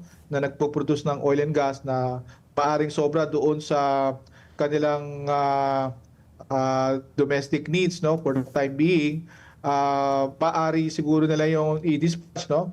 Tapos meron din tayong mga commercial na agreements kasi, no, sa pagitan ng ating mga oil companies na siguro nagpo-procure din sila dito sa ilang kapitbahay natin, whether refined petroleum products o crudo na i-refine. So, kumbaga ay parang kasiguruhan na kung meron mga kontrata na before the crisis ay may honor yung kontrata na yon, ma-fulfill pa rin siya yung obligation na yon despite of this crisis. Yun ay kumbaga ay appreciate ng ating pamahalaan. No? So doon naman sa official po, patuloy na nakikipag-usap yung ating pamahalaan doon sa ibang mga sources. So kung yung mga kapitbahay natin sa ASEAN ay kumbaga ay may increase nila yung kanilang produksyon, no, to offset itong yung kakulangan sa supply, no. Actually hindi naman masyadong kakulangan sa supply, no. Nagkakaroon lang tayo ng problema dito sa yung shipping, no, kasi yung Strait of Hormuz ay medyo restricted. Nagkakaroon ng problema yung mga traditional na producers sa Gulf countries, hindi nila mailabas, no, yung kanilang export na langis at gas, no. So yung mga ibang bansa na may production naman, pwede na lang i-increase yun, no. Pwede na lang i-step up yung kanilang production para makatulong doon sa mga ibang bansa na hindi makakuha ng normal na supply doon sa mga traditional suppliers nila dito sa Middle East. Ako, Professor, sabi niyo nga kanina, no, pinag-usapan rin yung Maritime Center for ASEAN issues, no, tungkol sa domain. So far, tayo alam natin kung sino yung kalaban pagdating po sa maritime issue, ang China, no, kasi gusto nilang sakupin rin ng West Philippine Sea. But aside from that, kasama rin po natin ang Vietnam, 'di ba? Ang Brunei, meron rin silang claims rin, no, dito sa West Philippine Sea. We are all members of the ASEAN. How do you think that's going to be resolved?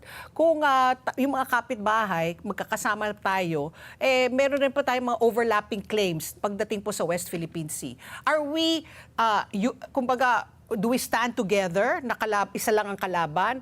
Tapos, may sub-kalaban ba yan? Kasi nga, di ba, inaagaw rin ng Vietnam, ng Brunei, ng Malaysia. Paano po yun? Na-resolve ho ba yan? Natalakay? Well, yung ASEAN Maritime Center, so far, no, ang lumalabas doon sa mga announcements ay mukhang ang priority niya yung safety of navigation diyan sa area na yan. Kasi nga, itong karanasan natin, no, yung restriction sa shipping dito sa Strait of Hormuz, ayaw sana natin na mangyari yan dito sa South China Sea. No? Oo. At the same time, kasi mahalagang international waterway yan, no? Hindi lang dito sa energy flows, no, kundi sa kalakalan. No? Correct. 1/3 ng global trade dumadaan dyan sa South China Sea. So, may mga ships na kargado ng langis. So, yung potential for accidents, no, yung oil spills.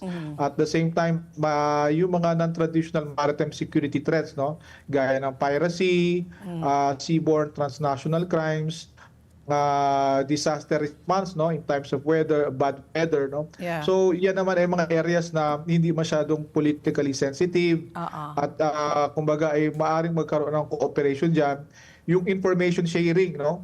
So kung mayroong mga illegal fishing, at the same time yung yun nga, pag nagkaroon ng aksidente, paano maka-deploy, Respond, no? oo. Paano maka-response. Itong recently, di ba, nagkaroon tayo ng aksidente dito malapit sa Scarborough Shoal, kung saan yung China Coast Guard nagpadala ng parang assets, no, para i-rescue yung mga crew, no, karamihan sa kanila Pilipino. Tayo din, no, nagkaroon ng aksidente yung isang Chinese ship na dito malapit sa katubigan ng Basilan, dito sa Mindanao. Nag-deploy ang ating Philippine Coast Guard, no, para magkaroon ng kagyat na assistance, no. So palagay ko yung ASEAN Maritime Center, magpo-focus siya doon sa safety of navigation, pag-provide ng kumbaga mga public goods diyan sa maritime domain yan. Yeah. Particular na search and rescue, information sharing, at the same time yung disaster response.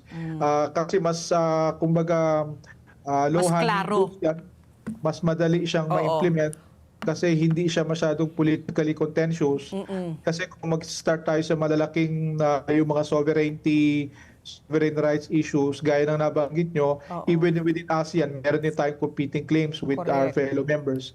Siguro ang mainam siguro, pero hindi na to masyado ring parang focus lang sa ASEAN Maritime Center, no? So kumbaga tayo dito sa ASEAN, Indonesia, Malaysia, Brunei at Vietnam, Pilipinas, makapag-usap, no, kung ano yung mga bottom lines natin, ano yung pwede nating maging parang consensus within us sa ASEAN bago tayo makipag-usap siguro sa China, no, para kumbaga meron tayong common Unified stand. Or parang baseline na position na agreeable doon sa lahat ng ASEAN coastal states. Ayun, usap-usap na lang ulit. Unity. And they always call out for unity. Ano? Pero Prof, siguro, my last question for you for today only. Napag-usapan na nga na po natin yung separate claims ng mga ASEAN nations sa South China Sea. But we all know also, data shows that China remains to be our biggest trading partner in the region, while the United States remains our biggest security ally also for in the region also. Is this still very realistic, sir? Meron pa po ba talaga na practical relevance ang ASEAN? Well, all the more relevant, no? Kasi nga itong geopolitical competition sa pagitan ng US at China, this is something beyond our control, no? Pero ito ay kailangan nating navigate, no? Wala tayong choice, no? Pero at the same time, itong competition sa pagitan ng US and China, it has to be done in a manner na, kumbaga, meron pa rin rules of the road, no? Alam naman natin na magmi-meeting si President Trump at President Xi next week sa Beijing. So, despite na meron silang bakayan, marami silang issues na hindi sila nagkikita eye to eye, pero naiintindihan nila, no, na kailangan ng pag-uusap, kailangan ng dialogo, at kailangan ng guardrails, no. Kumbaga yung competition should be done in a certain framework, no. At syempre yung relasyon na yan, US at China, napakahalaga niyan kasi yung epekto niyan hindi lang sa kanila, no, pati doon sa mga third states gaya ng ASEAN. Ayaw nating maipit, ayaw nating pumili kasi mahalaga sila pareho sa atin. Meron mga goods na makukuha natin sa isa, meron din sa isa, no? Pagdating dito sa kalakalan, merkado, malaki ang China, investment, malaki rin. Pero pagdating dito sa security goods, yung US ang tinitingnan ng marami dito sa rehiyon. At the same time, critical din yung private capital na galing sa kanila. Oo. So, kumbaga ay ayaw naman ng ASEAN na ilagay lahat ng kanilang itlog sa isang basket. Yeah. Na mas maraming partners, no? And at the same time, kung makakatulong ang ASEAN na yung competition ay ma-manage, no? Maiwasan yung conflict kasi normal naman ang competition, no? Kahit sa private sector, sa negosyo, nangyayari yan. Ang iniiwasan lang natin yung competition na unbridled, no? Unfettered, kumbaga walang rules na sinusunod, no? At kasi syempre yung ganong klaseng competition, yung chances of accident and miscalculation malaki. At yung ganong klaseng competition sa pagitan ng malalaking bansa, gaya ng US at China, both nuclear powers, at across the board, no, yung kanilang comprehensive strength ay nandun, iniiwasan natin na humantong yung competition na unbridled doon sa conflict. Kung saan ang ASEAN, yung Southeast Asia, ay maaring maging battleground. Ayun, oo. So, pero ako, no, in fairness, Professor, parang lumalakas na talaga yung ASEAN, no? Parang pwede na tayo i-compare sa mga EU, di ba?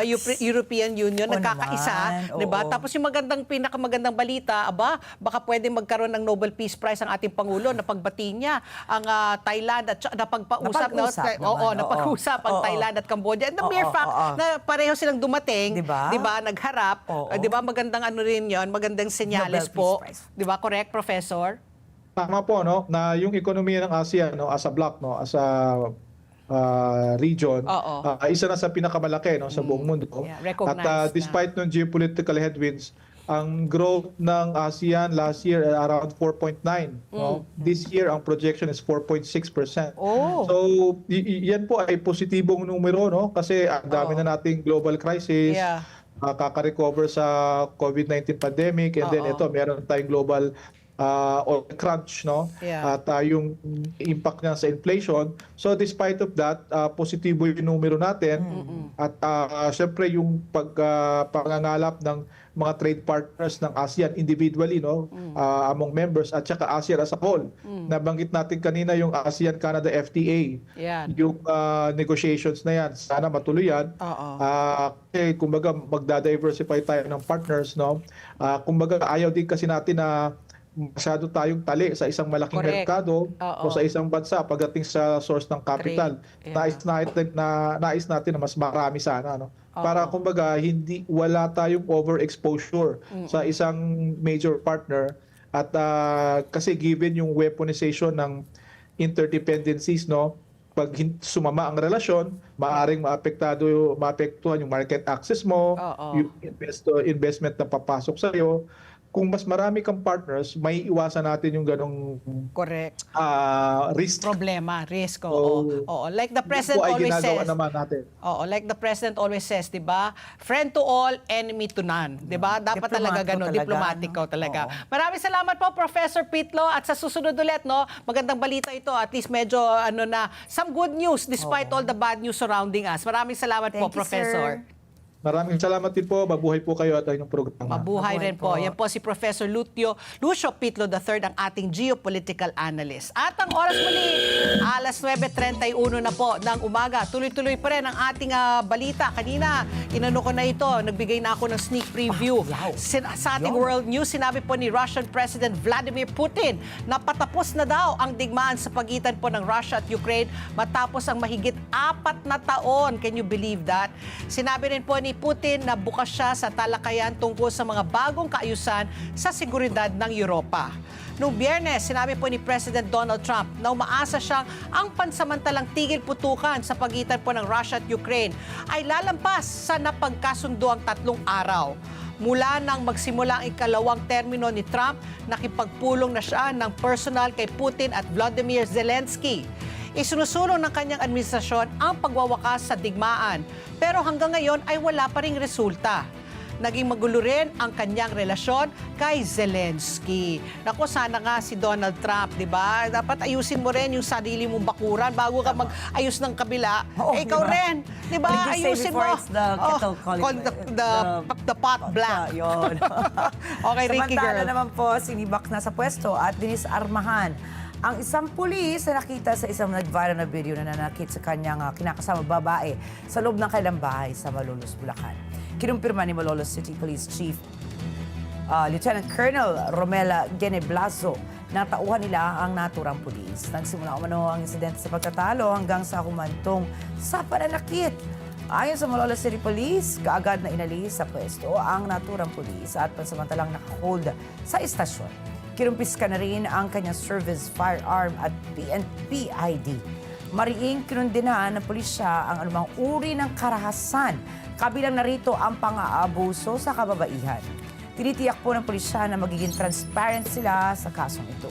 Hinimok din ito ang publiko na maging responsable sa paggamit ng social media habang tumatakbo ang investigasyon. Oo, imagine, no? Uy, grabe. Boys, hindi na uso ngayon yan. Mananakit sa wife babae. beating, di ba? Oo. First of all, walang kalaban-laban ng babae, di ba? Ang lalaki. Physically pa lang Oo, eh, physically di ba? pa lang, di ba? Ayan, mga violence against women and children. And to think pulis siya. Exactly. Kaya nakakainis yan. Nagka-uphold dapat Oo, sa alam mo rule. kayong mga misis kayo, dapat talaga hindi kayo papayag na to lay a hand. Nobody, especially your husband, should lay a hand on you talaga.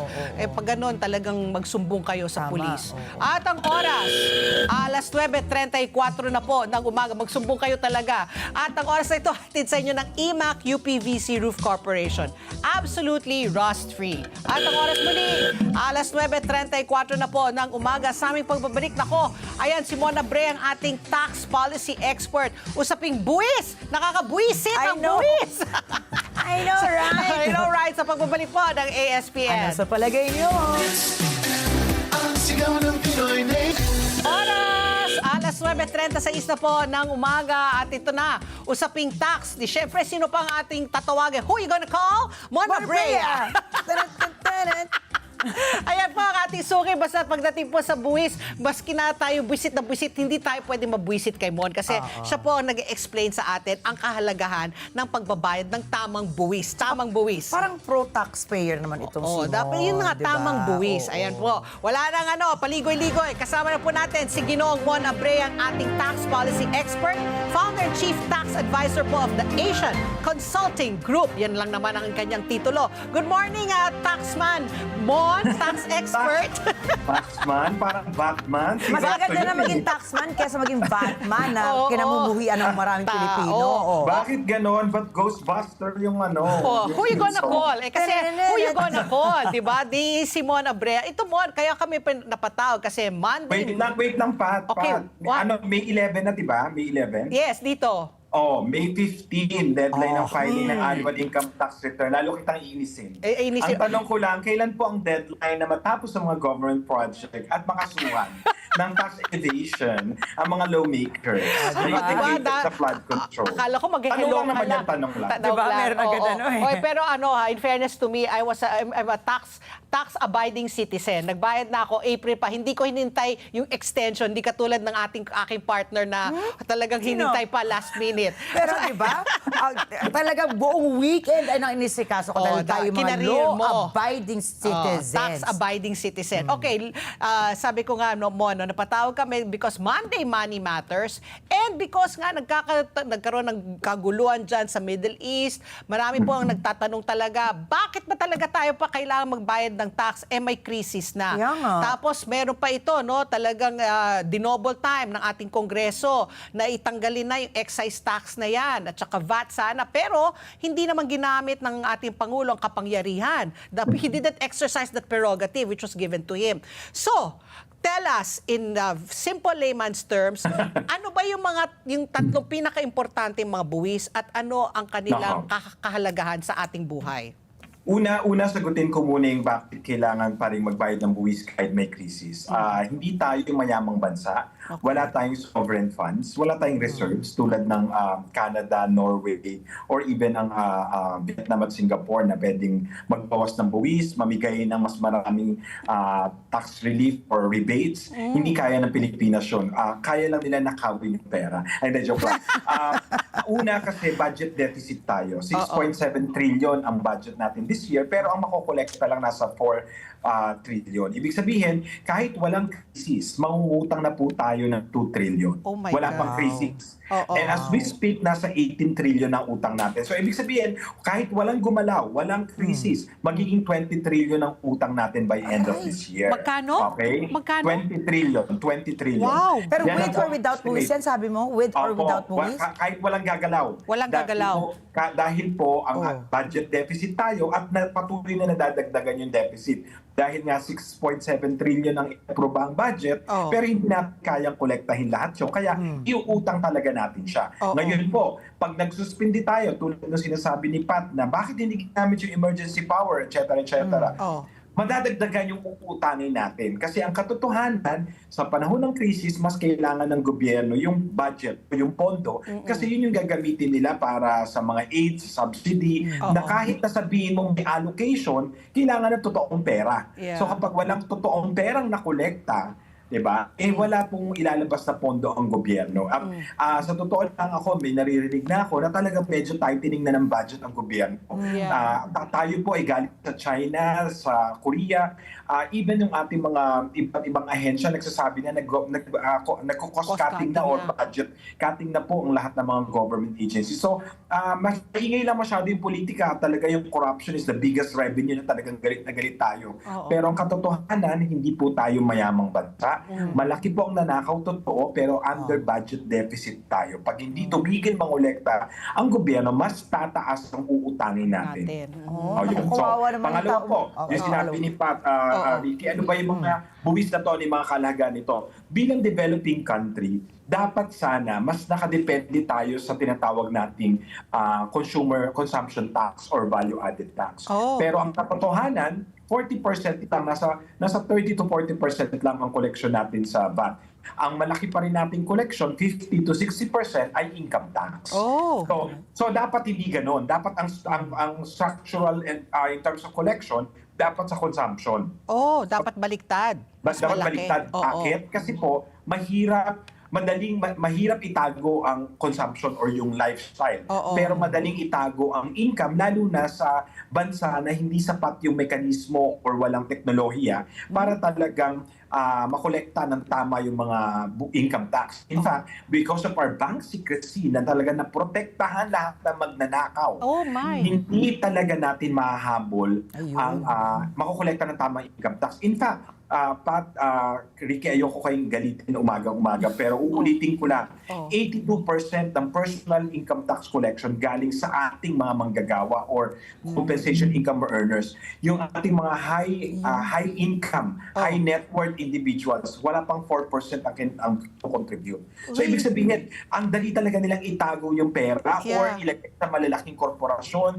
gamitin ng iba't ibang mga dummy corporation, offshore accounts na hindi kayang gawin ng mga ordinaryong Pilipino. Kaya ulitin ko po, structurally we are at a very disadvantage kasi nakadepende ang gobyerno sa middle class Nako. sa koleksyon ng Kawawa income naman tax. tayo. Yeah, Ang yeah. middle class never nag-rely sa gobyerno. Kahit sinong nakaupo sa Malacanang, they are on their own. Oo. Sagot nila ang sarili nila. Kaya ito talaga mahalagang diskusyon, Patrick. Kaya yung pangalawa, ano yung mga mahalagang buwis? Income VAT at technically income VAT at ang ating sinasabi nga natin na transfer taxes. Ito yung capital gains or donor's tax or estate tax. Yeah. Pero isasantabi ko yan. So tatlo yung binanggit ko po, no? Income tax, business tax or value-added tax, saka yung transfer tax.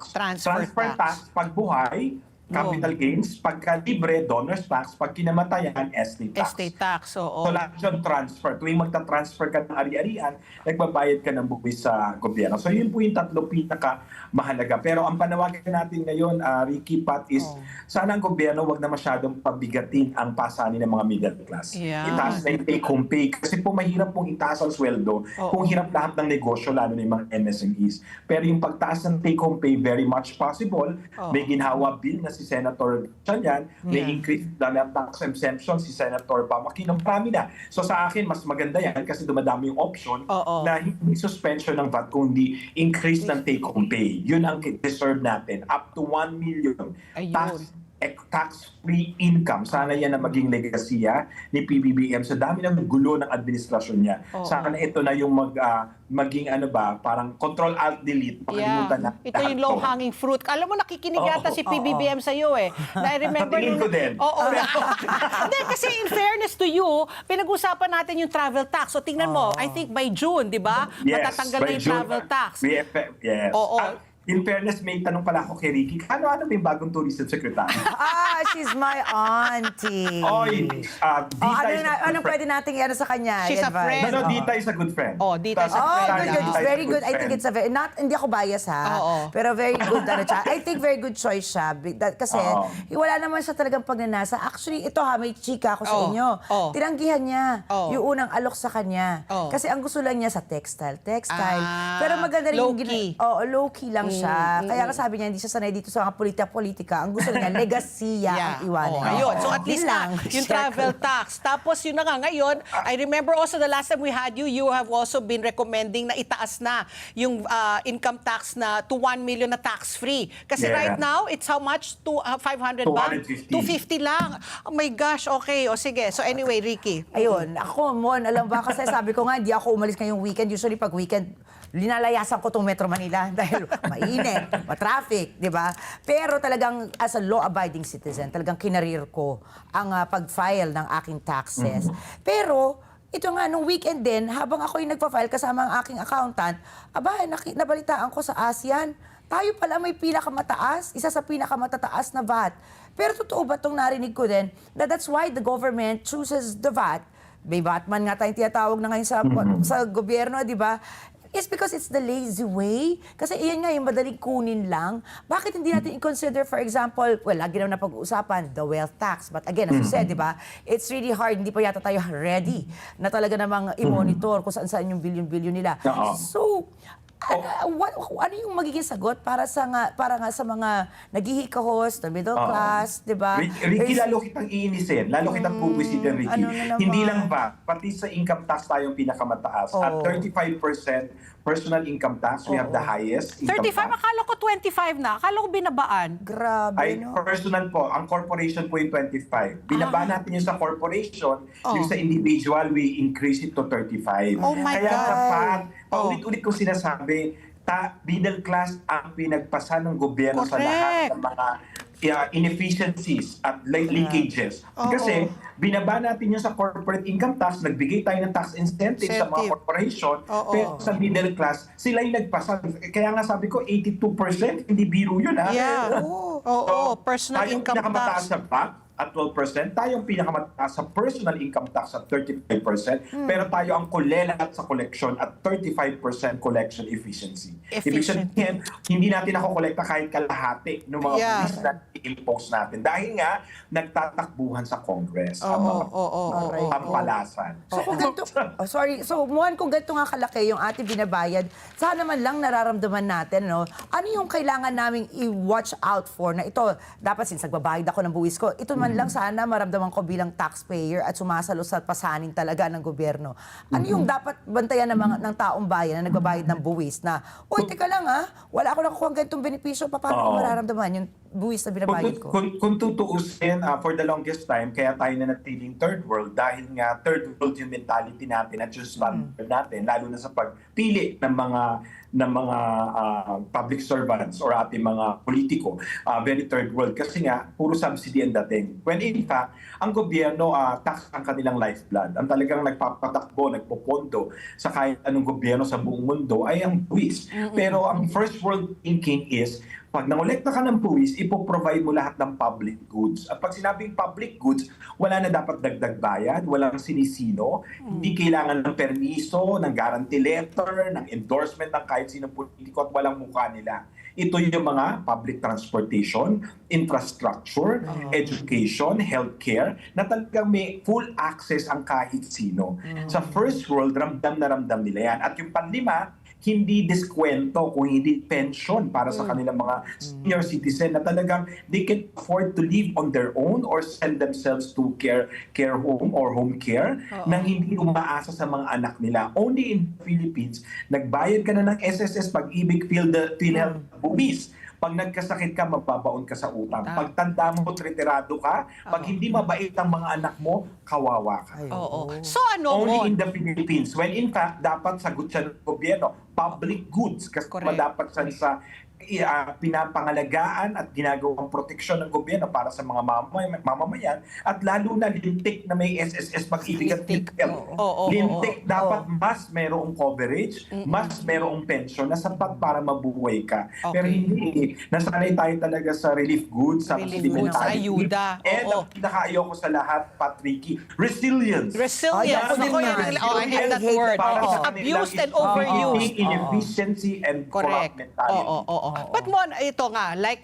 you said nga, mukhang nakikinig nga sa yung presidente. So, we will amplify it, lalakasan natin ang mga boses natin. Maganda yung suggestion mo na itaas na no sa exemption yung income tax to 1 million. Kasi right now, it's at 250,000 only. Now, Yes. aside from that, what are the other low-hanging fruits? A while ago, you mentioned, lintik yung bank secrecy law na yan. Do you Yes. think we should lift that also? Will it take a congressional hearing again to amend Yes. that? Kasi ngayon, no, yan ang ginamit rin ni Attorney Mans Carpio, yung asawa po ni VP Sara, na dapat hindi binuksan o ang AMLAC hindi dapat binigay sa Kongreso ang kanyang bank records. Should we also amend that? Is that also low-hanging fruit? Alam mo pa, nasundot mo, we are sending a communication now to Malacanang Oh. to urgently lift the bank secrecy. Ayun. Kung meron po tayong dapat unahin, Oo. unahin na po natin tanggalin ang proteksyon ng lahat ng magnanakaw. Kasi kung tutuusin, hindi na tayo nagdedebate o nagkakaroon ng maraming mahabang hearing kung talagang na-access or meron tayong access sa mga bank account. In fact, lagi nila akong binabash na gusto ko daw kasi maging BIR commissioner kaya lagi kong hinikriticize ang commissioner. Hindi ko po kinikriticize ang commissioner. Kinikriticize ko ang BIR as an agency. Oo. Linawin po natin yun. Kung tutuusin, the bank secrecy or issue letter of authority sa lahat ng members ng Congress at Senate. Oo. Tampalasan silang lahat na naghati-hati sa flood control Oo. money. Silang lahat na nagtuturuan sino ang nag-vote buying, sino ang nabigyan ng pera dito sa voting ng impeachment.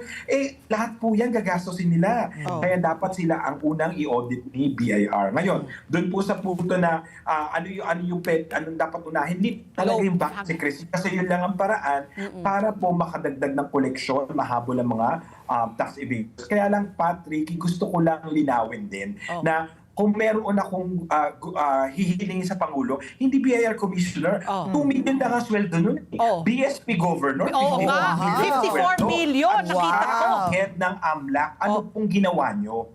Paano po nangyari na nagkaroon ng glitch yung account ni Carpio? Yung 2 million naging 2 billion. Na na-withdraw ang half a trillion na pera sa land bank, paano po nangyari nag-accumulate ng milyon-milyon ang mga magnanakaw? Ano pong ginawa ng Anti-Money Laundering Council? Kasi po, yung talagang kanilang mandato, ang critical role nila, corruption, tax evasion, lahat yan money laundering, ano nangyari? Bakit? Ba't tayo umabot sa ganito? Ba't natapos yung administrasyon ni Duterte? Wala kayong nakasuhan. Bakit ngayon nang kalahati na yung panahon ni Marcos, wala pa rin nakakasuhan? At ba't hindi kayo nag-uusap ni BIR? Nang gigil ako sa inyo, wala kayong group chat? Oo nga, wala talagang group chat. Parang wala. Di ba, Lemon? Kasama mo kami na mag-iingay tayo hanggat umabot sa tamang mga tenga at gawin nila yung mga dapat, yung mga tama. Di ba? Para, talagang it's just a privileged few who get away with murder. And yet, here's the majority, 99.9% of the Filipinos wallowing in poverty. Kaya maraming salamat. Uulit ka, babalik ka para paingay tayo ng paingay hanggat makinig sila sa iyo ulit. Thank you very much. At pag yan, maraming salamat sa inyo, Pat at Ricky, kasi naniniwala din ako, nakikinig din ang Malacanang, lalo na si Ate Claire. Si Ate Claire, yes! Yes, talaga. Ate Claire, listen to us. Thank you, Mom. Thank you very much. Pasalubong from down under. See you. Ayan po. At ang oras, alas 9:54 na po. Kakausap lang natin kay Mon Abre, ang ating tax expert. Ito, bago tayo magwakas, showbiz pasilip muna tayo. Si Bea Alonzo at kanyang pamilya namataan sa airport. Ang Spain wedding niya daw kay Vincent Co. Marami nagtatanong kung tuloy ba. Usap-usapan ngayon sa social media ang latest airport family photo ni Bea Bea Malonzo matapos mapansing kasama niyang pamilya habang paalis ng bansa, na lalo pang nagpasiklab sa espekulasyon na tuloy na daw ang sinasabing wedding nila ng negosyanteng si Vincent Cos sa Spain. Bagamat wala pang official confirmation mula kina Bea at Vincent tungkol sa kasalan, hindi napigilan ng mga fans at followers na magbigay ng kani-kanilang reaksyon online. May ilan pang nagsabing tila wedding ready na ang setup ng biyahe dahil kasama umano ang ilang malalapit na miyembro ng pamilya. Sa kabila po ng lumalakas na wedding buzz, nananatiling tikom ang bibig ng kampo ng aktres tungkol sa tunay na dahilan ng kanilang pag-alis. Ayan. So, abangan na lang natin kung tuloy o hindi tuloy ang kasal. Whatever it is, Bea, keep going, girl. At ang oras, alas 9:55 na po ng umaga. Bilang mga Pilipino, masipag tayo, matiisin at inuunan natin ang ating pamilya. Ngunit sa dami ng ating responsibilidad, madalas nakakalimutan nating alagaan ng ating sariling kalusugan. Tandaan po natin, ang malakas na katawan ay mahalaga upang patuloy tayo makapagtrabaho, makapag-alaga ng pamilya at ma-enjoy ang buhay. Ang King's Herbal Plus ay isang all-natural food supplement na may 80 powerful ingredients mula sa herbs, fruits, and vegetables for men and women na tumutulong sa overall wellness at vitality ng katawan. At bilang pasasalamat sa inyong patuloy na suporta, may 1 milyong pasasalamat promo ang King's Herbal Plus kung saan maaari kayong manalo ng hanggang 500,000 pesos in cash. Mabibili po ang King's Herbal Plus sa Mercury Drug, Watsons, South Star Drug, Rose Pharmacy at iba pang leading drug stores nationwide. King's Herbal Plus, balik lakas, balik sigla, hatid ay pag-asa at saya. Ayan! Oh, ikaw, ano, Ricky Girl? Oh, at akalain mo, Patpi? Ano? Natapos agad natin yung 2 oras, kulang na kulang pa, di ba? Oo, okay. Oo. Abangan po ang pinakabagong Kada Umaga ngayong Lunes. Ayan na, today, Oh, right yan na. after ASPN. Ano ba nga ba ngayon? Dahil ito na po, makakasama natin si Ms. Luan D. Gonzales, pati na rin sa Mata ng Agila Weekend. Welcome, Luan, sa Net25 Family. Ayan, si Luan D. Makakasama niya si Pia Guanyo at saka si Diana Meneses. Okay, she's the newest member of the Net25 family. So welcome, Luan D. Luan. At bago kami magpaalam, happy 70th birthday po kay Kanari Laksamana ng lokal ng Agila dyan po sa Bulacan. At happy viewing naman po kay Kalala Laksamana, ang may bahay naman po ni Canary. Canary and Canary, Canary. Okay, at Dito siyempre sa ASPN, mahalaga po ang inyong palagay.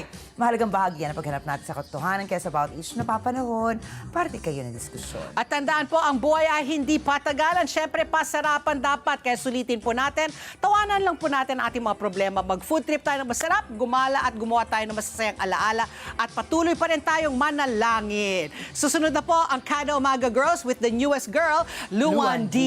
Ayan. At syempre mamaya po alas 9:30 ng gabi. Mata ng Agila International dito lamang sa Net25. See you tomorrow, everybody, dito sa Ano sa Palagay Nyo? See you, everyone! Pinoy Nation. Information and education.